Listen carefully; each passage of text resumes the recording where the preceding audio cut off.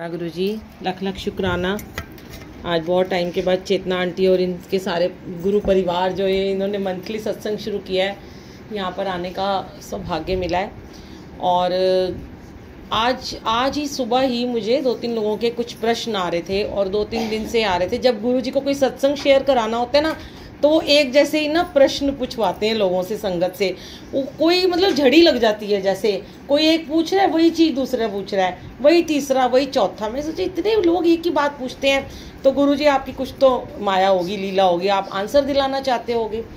तो बहुत सारे लोगों के संगत के प्रश्न होते हैं कि बहुत सारी संगत कहती है, आंटी बुलबुल आंटी आप भी बोलते हो कि मुझे ड्रीम में गुरुजी आए, या किसी को ड्रीम में आते हैं। हमें तो कभी भी ड्रीम में नहीं आते और हमसे तो कभी बात भी नहीं करते। हमें तो कभी कोई हमें निशानी ही नहीं दिखाते गुरुजी कि लोग कहते हैं हमें बटरफ्लाई दिखती है, कोई कहता है हमें पीकॉक का पंख दिख गया, कोई कुछ कहता है, कोई कुछ कहता है। तो मैंने उनको जो जवाब गुरुजी मुझसे दिलवाते हैं, फिर मेरे मन में भाव आ रहा था। मैंने उनको कहा अच्छा मैं अभी थोड़ी बिजी हूँ, मैं आपको इसका आंसर दूंगी। तो गुरुजी कहते तो इसको सत्संग के थ्रू ही आंसर देना। तो आज मैं बैठी हुई थी सुबह, तो मैं कह रही थी गुरुजी मुझे तो पता नहीं आप क्या सत्संग शेयर कराओगे, आपकी मर्जी है, पर हो सकता है यही वाला करा दो। तो संगत जी गुरुजी यही आंसर देते हैं कि तुम लोग ना मतलब मुझसे ये मांगते हो कि मैं तुम्हारे ड्रीम में आ जाऊँ, या मैं तुमसे टेलीपैथी नहीं करता, या मैं तुम्हारे प्रश्नों के उत्तर नहीं देता, मैं तुम्हें जवाब नहीं देता।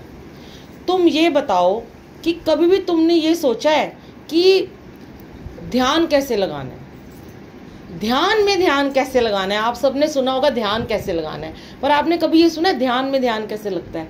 कभी नहीं सुना होगा।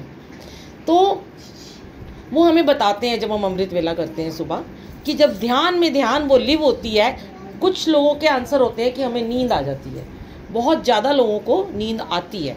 लेकिन कुछ तो ऐसे होते हैं कि मंत्र जाप शुरू हुआ और पहले ही सो जाते हैं।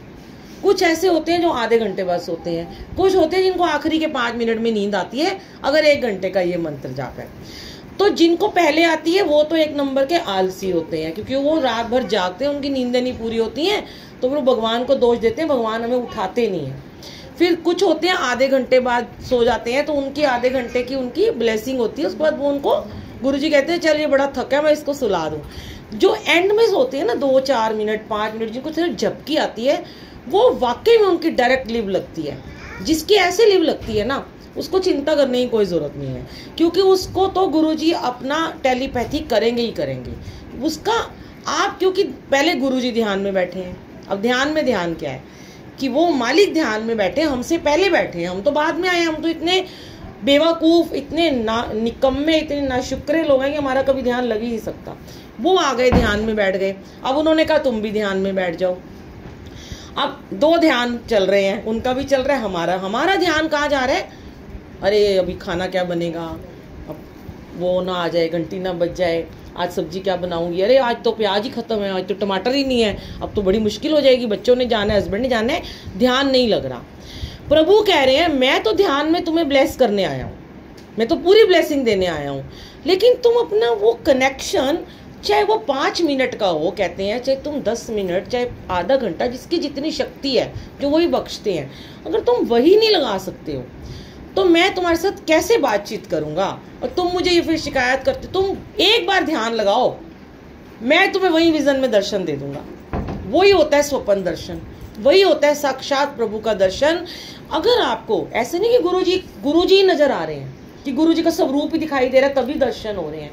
आपने आंखें बंद करी हैं, आपको अंधेरे कमरे में, बाहर अंधेरा है, आकाश में अंधेरा है, आपके घर में एक जोत जग रही है, आपकी आंखें बंद हैं, आपको एक ऐसे लगता है आपकी। कई बार ना, मैं बहुत छोटी होती थी, टचवुड गुरुजी मतलब बहुत मेहर है कि मैं बहुत ध्यान में बचपन से ही रहती थी, और मुझे मैं सुनती थी ना लोगों को, तो वो कहते थे कि ना तारे दिखाई देते हैं, लाइट दिखाई देती है, आंखें बंद करो।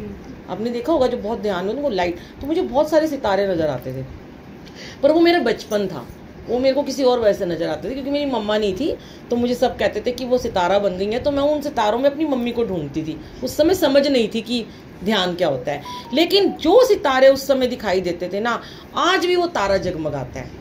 जब आपकी आंखों में, बंद आंखों में एक तारा टिमटिमाता है, एक ज्योत उजागर होती है, एक लाइट नजर आती है, बंद आंखों में लगता है कि वाह इस कमरे में तो उजाला हो गया, रोशनी हो गई है। वो होता है गुरु का ध्यान। गुरु उस समय विराजमान होते हैं। गुरु जी सब जगह होते हैं। आज यहाँ सत्संग हो रहा है, यहाँ पर भी है। आपके घर आप नहीं भी पाठ करोगे तो भी वो हैं।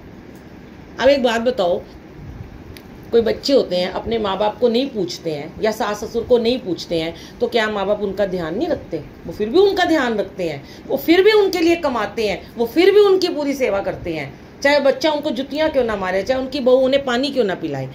तो गुरु तो हमारे लिए हमेशा हमारा ध्यान रख रहे हैं।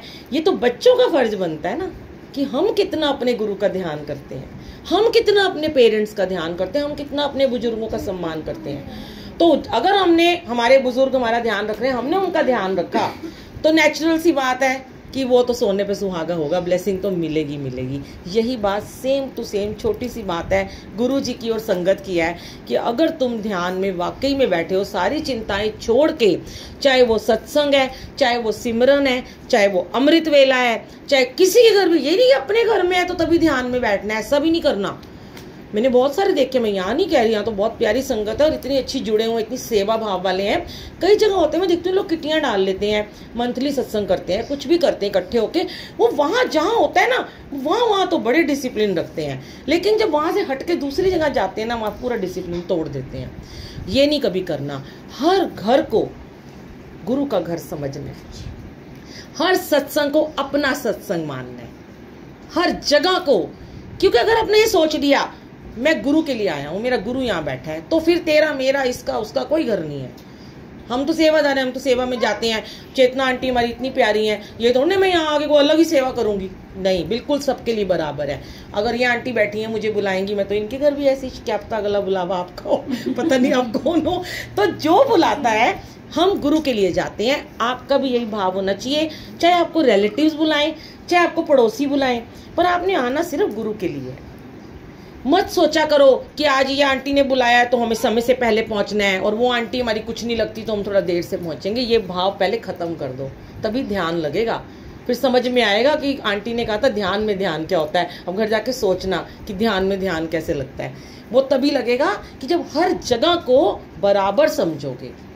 हर जगह जहां आपको सत्संग का बुलावा आए, 5 मिनट पहले जाओ। ये नहीं कोई आधे घंटे में आ रहा है। अब देखो होता क्या है, डिस्टर्बेंस भी होती है। यही मैसेजेस आजकल सर्कुलेट हो रहे हैं, बार बार क्यों हो रहे हैं, मंदिर से भी हो रहे हैं। कि मैंने आज ही एक ग्रुप में मैसेज पढ़ा, सूरजमल विहार का वो ग्रुप है, उन्होंने बोला कि